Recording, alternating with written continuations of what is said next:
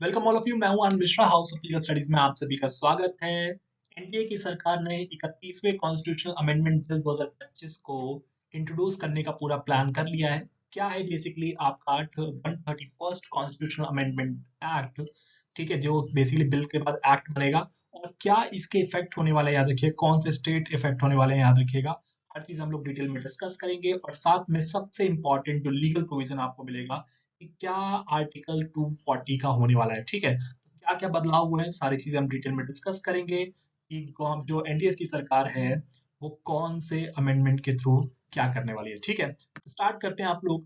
The constitutional की जो 131st amendment bill है, ठीक है, ऑब्वियस बात, जब तक वो दोनों हाउसेज में बिल जो है वो पास नहीं होता, लोकसभा और राज्यसभा में, और जब तक प्रेसिडेंट की असेंट लगती तब तक जो बिल होता है वो आपका एक्ट नहीं बनता। जैसी असेंट प्रेसिडेंट की मिलती है उसके बाद जो बिल होता है वो आपका एक्ट का फॉर्म ले लेता है। ठीक है, अगर 2025 के अंडर ये एक्ट मतलब बिल जो पास हो गया तो ऑब्वियस बात है 2025 का एक्ट बन जाएगा। अगर 26 में पास हुआ तो 26 का एक्ट बनेगा। क्या ऑब्जेक्टिव है सरकार का? ऑब्जेक्टिव क्या है, जैसा कि आप लोग सब लोग जानते होंगे कि जो चंडीगढ़ है बेसिकली वो यूटी है, यूनियन टेरिटरी है। लेकिन एक और इंटरेस्टिंग फैक्ट अगर आपको देखने को मिलेगा कि पंजाब और हरियाणा दोनों ही बेसिकली सेम कैपिटल शेयर करता है। ठीक है, दोनों की अपनी खुद की कैपिटल अगर आप देखेंगे तो अलग से नहीं है। आपकी चंडीगढ़ जो यूटी है, यूनियन टेरिटरी है, उसे ही दोनों को आपको देखने को मिलेगा कि कैपिटल। तो क्या ऑब्जेक्टिव है सरकार का कि कैसे बेसिकली चंडीगढ़ को अपने कंट्रोल में लिया जाए। देखिए ऑब्जेक्टिव क्या है, इंक्लूड चंडीगढ़ अंडर आर्टिकल 240। अभी हम डिस्कस करेंगे बेसिकली लीगल प्रोविजन को कि आर्टिकल 240 कहता क्या है। ठीक है, जिसमें अलाउ करते हैं president to make regulations for UT. ठीक है, वहां पे आपको स्पेशल पावर दी गई है प्रेसिडेंट को, प्रेसिडेंट ऑफ इंडिया को, कि वो वहां पे आर्टिकल 240 में जो जो यूटी की लिस्ट दे रखी है उसके रिगार्डिंग स्पेशल प्रोविजंस बना सकते हैं। और इसका इफेक्ट क्या होने वाला है, ऑब्वियस बात है, जैसे कि अभी आप करंट सिनेरियो को देखेंगे तो पंजाब के जो गवर्नर होते हैं वही बेसिकली एडमिनिस्ट्रेटर माने जाते हैं अभी आपके चंडीगढ़ के। ठीक है, तो उसमें आपके पास एक ओपन एंड हो जाएगा गवर्नमेंट के पास कि अब आप वो इंडिपेंडेंट एडमिनिस्ट्रेटिव, या जैसे लेफ्टिनेंट गवर्नर आपको दिल्ली में मिलते हैं, ठीक है, जैसे आपको पुडुचेरी में मिलेंगे, वैसे ही आप बेसिकली अलग से एक इंडिपेंडेंट सेंट्रल गवर्नमेंट के थ्रू, जो प्रेसिडेंट के थ्रू आपके एडमिनिस्ट्रेटर या basically lieutenant governor basically appoint किया जा सकता है। ठीक है, अभी तक आपको ऐसे कोई इंडिपेंडेंट एडमिनिस्ट्रेटर या लेफ्टिनेंट गवर्नर नहीं मिलेंगे चंडीगढ़ के। जो पंजाब के गवर्नर है वही कार्यभार संभालते हैं। ठीक है, वो पंजाब के गवर्नर भी होते हैं और साथ में हम बेसिकली चंडीगढ़ का भी देखते हैं। ठीक है, अब हम बात करते हैं सबसे इंपॉर्टेंट प्रोविजन जो कि आर्टिकल 240। 240 की स्टेटमेंट देखेंगे, अगर आप वर्डिंग्स देखेंगे तो ये इस तरह की है। ठीक है, ध्यान से देखेंगे, एक एक लाइन आपको देखना पड़ेगा। पावर ऑफ प्रेसिडेंट, पावर की बात करता है president to make regulations for certain union territories. अब वो कौन कौन सी यूनियन टेरिटरी है देख सकते हैं आप लोग। देखो कुछ पहले लिस्ट आपकी नीचे आपको देखने को मिलेगी जो कि अब डिलीट हो गए हैं कुछ यूटीज यहाँ से। तो देखिए, the president may make regulations for किस चीज के लिए, for piece, progress and good government of UT. ठीक है, क्योंकि अल्टीमेटली यहाँ पे सरकार तो होती नहीं है। तो देखो कौन कौन से आप लिस्ट में देखो नाम, तो अंडमान एंड निकोबार आइलैंड जो आपका यूटी है, लक्षद्वीप के regarding, Dadar and Nagar Haveli and Daman and Diu. ठीक है, पहले ये बेसिकली आपके अलग अलग हुआ करते थे। ठीक है, अब आपका एक ही यूटी बना दिया गया है। साथ में अगर आप देखेंगे पुडुचेरी यहाँ पे दिख रहा है, लेकिन यहाँ पे अगर आप ध्यान से देखोगे तो यहाँ पे आपको चंडीगढ़ का नाम नहीं दिख रहा होगा, दिल्ली का नाम नहीं दिख रहा होगा, याद रखिएगा। ठीक है, तो देखो आगे देखो, प्रोवाइडेड व्हेन एनी बॉडी, इसका साथ में क्या लिखा है देखिए, कि अगर कोई बॉडी जो क्रिएट की गई है आर्टिकल 239 ए के थ्रू, ठीक है, कोई मान लेजिस्लेटिव असेंबली है मान लीजिए, to functions as a legislature, जो दिल्ली में भी आपको दिखेगा। ठीक है, जिसमें 239 ए प्रोविजन मिलता है, जिसमें यूटी के लेजिस्लेचर की बात करते हैं। तो यहाँ पे आप पुडुचेरी में भी देखोगे कि वहाँ का विधानसभा होता है, वहाँ के सीएम अपॉइंट होते हैं। ऐसे ही अगर आप देखेंगे दिल्ली के केस में भी, तो दिल्ली भी यूटी है। ऐसे ही आप जम्मू कश्मीर की बात करेंगे तो जम्मू कश्मीर भी आपको लेजिस्लेटिव असेंबली देखने को मिलेगी, वहां भी आपको सीएम दिखेंगे। तो देखिए क्या कह रहा है, legislature for the territory of Puducherry, the present shall not make any, जहां पे आपका यहाँ पे क्लियरली प्रोवाइजो प्रोवाइड किया गया है कि जो ये ऊपर की जितनी भी आपको प्रोविजंस दिख रहे हैं, जो यूटीज दिख रही हैं, उसके रिगार्डिंग प्रेसिडेंट चाहे तो तीन केसेस की बात करता है। तीन केसेस कौन से? पहला पीस, दूसरा प्रोग्रेस और तीसरा गुड गवर्नेंस के लिए आपका यहाँ पे वो अपने रेगुलेशंस बना सकते हैं। ठीक है, लेकिन वो कह रहा है कि जो भी कोई बॉडी क्रिएट की गई है जो फंक्शंस कर रही है as a legislature, law making body की बात करते हैं, किसके यूनियन टेरिटरी ऑफ जो आपका पुडुचेरी है, तो प्रेसिडेंट शैल नॉट, ठीक है यहाँ पे क्लियर दिख गया, the president shall not make any regulations for piece progress और गुड गवर्नेंस की बात करते हैं। क्लियर सबको? कि दूसरा आपको कह रहा है, देखो आगे सेकंड प्रोविजो की बात करेंगे तो, और नेक्स्ट आपको further when the body functions as a legislature, अगर जो लेजिस्लेटिव बॉडी की बात की जा रही है of the union territory of Puducherry is dissolve, ठीक है, अगर वो फंक्शन नहीं है, डिसॉल्व हो चुकी है बॉडी, और the functioning of that body of such legislature remain suspended on account of any action taken, अगर मान लीजिए हो सकता है कि आपका वहां पे इमरजेंसी प्रोविजन के बाद सस्पेंड किया होगा, ऐसा भी हो सकता है, या डिसॉल्व कर दी गई बॉडी को, जब तक इलेक्शंस नहीं हो रहे तब तक के लिए अगर आप बात करें तो बेसिकली प्रेसिडेंट के पास पावर है, ठीक है, कि प्रेसिडेंट बेसिकली जिस टाइम तक डिसोल्यूशन हुआ है या सस्पेंशन हुआ है उस हाउस का, तब तक वो बेसिकली रेगुलेशंस बना सकते हैं, ठीक है। यही एक सबसे इंपॉर्टेंट अगर आप प्रोविजंस देखेंगे, जहां पे आपको प्रेसिडेंट के पास, अगर हम बात करें यूटीज के रिगार्डिंग, आपके पास पावर दी गई है, लेकिन चंडीगढ़ इस लिस्ट में आपको नहीं दिख रहा है, और आर्टिकल 240 के थ्रू, जो आपका 130 का फर्स्ट कॉन्स्टिट्यूशनल अमेंडमेंट है, उसके थ्रू जो एनडीए गवर्नमेंट है वो चाहती है कि यहाँ पे यूटी को इंक्लूड किया जाए, चंडीगढ़ को, ताकि जो प्रेसिडेंट है पीस प्रोग्रेस और गुड गवर्नेंस के रिगार्डिंग आपका यहाँ पे कानून बना सकते हैं, लॉज बना सकते हैं, और साथ में अपॉइंटमेंट करते हैं एक इंडिपेंडेंट एडमिनिस्ट्रेटर या आपका लेफ्टिनेंट गवर्नर की, ठीक है।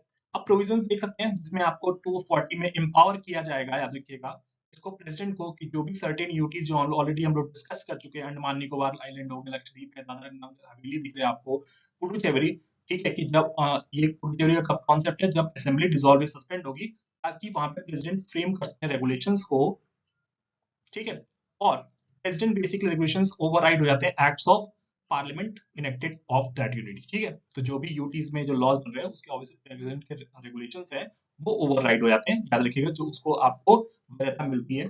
साथ में आपको देख सकते हैं एडमिनिस्ट्रेटर की बात की जा रही है, तो जो चंडीगढ़ है बेसिकली सेंट्रल गवर्नमेंट के डायरेक्ट कंट्रोल में आ जाएगा। अभी तक आपको देख रहे हो कि पंजाब के थ्रू गवर्न हो रहा है एक तरह से, अगर आप देखेंगे वहां के गवर्नर था, इसीलिए अगर आप पॉलिटिकली देखें, इसका पॉलिटिकल इन्फ्लुएंस देखेंगे, तो जो आपके सीएम है पंजाब के, ठीक है, मान साहब, तो उन्होंने भी बहुत ही ऑब्जेक्ट किया है, ठीक है, कि सरकार ही गलत कर रही है, सेंट्रल गवर्नमेंट बेसिकली अपने पास पावर लेना चाहती है चंडीगढ़ की। लेकिन अगर आप ये भी एक फैक्चुअल चीज देखें, तो चंडीगढ़ एक यूटी तो है ही, साथ ही आपके दोनों ही स्टेट को यहाँ पे आपको हक मिलना चाहिए, चाहे वो पंजाब की बात करें या हरियाणा की, क्योंकि आप दोनों ही बेसिकली चंडीगढ़ पे एज अ कॉमन बेसिकली क्या करते हैं, आपका स्टेट की आपकी राजधानी मिलेगी यहाँ पे, ठीक है, राजधानी शेयर करते हैं, जो आपका कैपिटल है वो चंडीगढ़ दोनों की मिलती है, हरियाणा है और आपका पंजाब, ठीक है, ये, और उसके साथ इफेक्ट क्या होगा कि आर्टिकल 240 में जब ये अमेंडमेंट होगा तो उसके इसमें जो पंजाब के गवर्नर हैं वो बेसिकली आपके यहाँ पे एडमिनिस्ट्रेटर चंडीगढ़ के नहीं रहने वाले, किसी नए पर्सन को एडमिनिस्ट्रेटर ऑफ चंडीगढ़ या लेफ्टिनेंट गवर्नर, जैसे दिल्ली में देखते हैं आप लोग, वो अपॉइंट किया जा सकता है, ठीक है। तो एडमिनिस्ट्रेटिव पॉइंट ऑफ व्यू से भी बहुत चीजें आपको देखने में, सुटेबिलिटी के हिसाब से देखेंगे तो बहुत सारे डेवलपमेंट ग्रोथ की बात की जाती है, ताकि सेंट्रल गवर्नमेंट डायरेक्ट वहां पे इम्प्लीमेंट कर सके। अगर हिस्ट्री की बात करें, इतिहास की बात करें चंडीगढ़ के, तो आपको 1947 में जब आपका देश आजाद हुआ, तो चंडीगढ़ को basically modern capital of Punjab बनाया गया, ठीक है, क्योंकि उस टाइम पे हरियाणा और पंजाब एक ही स्टेट थे, पंजाब, ठीक है। बाद में जब 1966 के पंजाब रीऑर्गेनाइजेशन एक्ट की बात करें, उसके थ्रू हरियाणा को बनाया गया। 1966 में अगर आप देखेंगे तो हरियाणा का गठन हुआ, जिसमें चंडीगढ़ को जॉइंट कैपिटल बनाया गया था, ठीक है। रेशियो जो प्रॉपर्टी का देखेंगे, 60-40 रेशियो आपको पंजाब और हरियाणा से कट के देखने को मिलेगा, ठीक है। चंडीगढ़ बन गया था यूटी अंडर सेंट्रल कंट्रोल, लेकिन जो एडमिनिस्ट्रेटर अपॉइंटमेंट की बात करते हैं, लेफ्टिनेंट गवर्नर की बात करते हैं, और चंडीगढ़ में आपने देखा होगा, चंडीगढ़ में बेसिकली आप लोगों का विधानसभा भी नहीं है, कोई वहां पे सीएम भी नहीं है, तो सारा एडमिनिस्ट्रेशन कंट्रोल अगर आप देखेंगे अभी तक, तो पंजाब के गवर्नर के थ्रू होता है। लेकिन 1970 में जब बहुत सारी डिमांड हुई तो सेंट्रल ने डिक्लेयर किया था कि चंडीगढ़ को हम क्या करेंगे, पंजाब में दे देंगे, ठीक है। लेकिन अब जो हरियाणा की बात, हरियाणा ने ऑब्जेक्ट किया उस चीज के लिए, तो अभी तक अगर आप देखेंगे तो शेयर सेक्रेटरीट आपको देखने को मिलते हैं वहाँ पे, लेजिस्लेटिव बिल्डिंग्स आपको देखने को मिलेंगी, लेकिन अभी भी दोनों स्टेट की कैपिटल सेम है, कोई सेपरेट कैपिटल नहीं है कि हरियाणा ने भी कोई अपनी खुद की कैपिटल बना ली हो, या जो पंजाब है उसने किसी पर्टिकुलर डिस्ट्रिक्ट को as a capital of Punjab declare किया, ऐसा नहीं है। अभी तक आपको कन्फ्लिक्ट देखने को मिलते हैं बार बार, ठीक है। तो ये कन्फ्लिक्ट खत्म करने के लिए भी हो सकता है।